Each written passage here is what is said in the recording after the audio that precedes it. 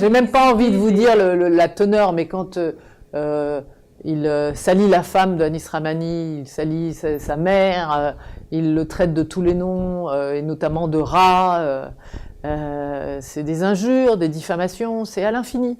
C'est des propos de caniveau, c'est des propos dégradants, mais qui le dégradent lui-même. Avant de dégrader Anis Rahmani, ça le dégrade lui-même.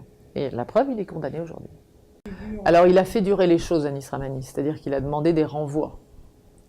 Il a demandé plusieurs renvois, surtout à Lille. Il avait demandé plusieurs renvois, donc l'affaire à chaque fois a été renvoyée, et puis finalement elle a été plaidée. Et là, si vous voulez, les propos datent d'il y a 2 ans, les publications datent d'il y a 2 ans. On est 2 ans plus tard, vous imaginez 2 ans plus tard. Le temps judiciaire est long. C'est pas propre à M. Anis Rahmani, à M. Aboud, ça n'a rien à voir. C'est long. Et là, 2 ans plus tard, on obtient une condamnation. Voilà. La décision est juste. La décision est bonne. Ce que je peux vous dire, c'est que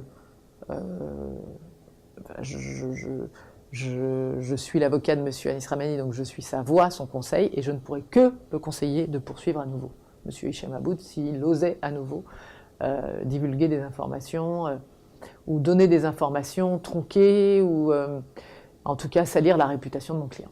Ouais, il peut faire ce qu'on appelle, il peut former un pourvoi en cassation. C'est-à-dire que s'il estime que l'arrêt de la Cour d'appel de Douai n'est pas conforme au droit, il faut qu'il soumette un pourvoi à la Cour de cassation seulement sur les questions de droit, mais pas sur le fond de l'affaire, juste sur la manière dont on a appliqué le droit aux faits.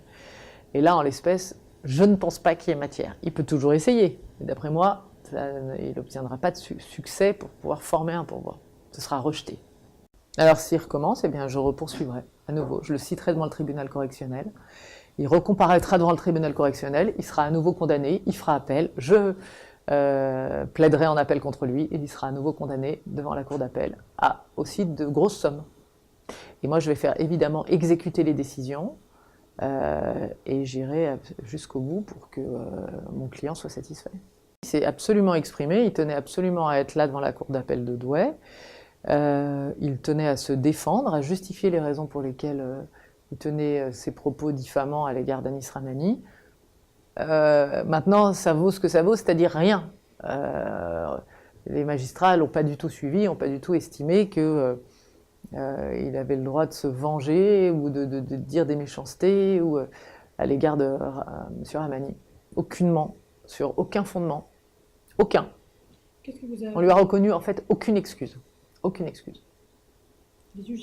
Les juges ont estimé qu'il n'y avait aucune excuse à tenir les propos qu'il tient. C'est juste blessant et la volonté de faire mal, la volonté de nuire. Ce n'est que la volonté de nuire qui l'anime. Alors, il faut savoir que la loi en matière de liberté d'expression en France, elle est très très ancienne. Elle date de 1881. Vous imaginez, 1881. C'est la même. Et on estime qu'en fait, on peut dire beaucoup de choses. On est libre de dire ce qu'on veut, avec 2 limites. La diffamation et l'injure, de manière générale, si vous voulez. On ne peut pas non plus inciter à la violence ou inciter au terrorisme, on n'a pas le droit. Et ça, c'est pas de la diffamation, c'est pas de l'injure. Mais bon, si on met de côté les cas de violence, d'incitation à la violence ou d'incitation au terrorisme, ou de violence de toutes sortes, le droit commun de la liberté de la presse, c'est la diffamation et l'injure. Le principe est que la diffamation, c'est tout fait qu'on peut vous imputer qui porte atteinte à votre honneur et à votre réputation, et dont on ne peut justifier. C'est-à-dire que la manière de se dédouaner d'un procès en diffamation, c'est de prouver soit que ce qu'on a dit était vrai, soit que ce qu'on a dit était de bonne foi. Et là, en l'occurrence, il n'a ni dit, évidemment, ce qu'il a dit n'était pas vrai, ce que M. Aboud a dit n'était pas vrai, et par ailleurs, il n'a certainement pas dit de bonne foi. Voilà. La dureté des propos litigieux, la dureté. Si vous voulez, même quand j'ai plaidé, j'ai pas plaidé sur le tout, tellement on n'avait même pas besoin. J'avais même pas besoin de plaider sur le tout. Ça servait à rien, si vous voulez. Je picorais dans les propos litigieux, je prenais quelques mots et ça suffit pour éclairer le tribunal ou la cour de la réalité de la volonté de M. Aboud. Ça a suffi.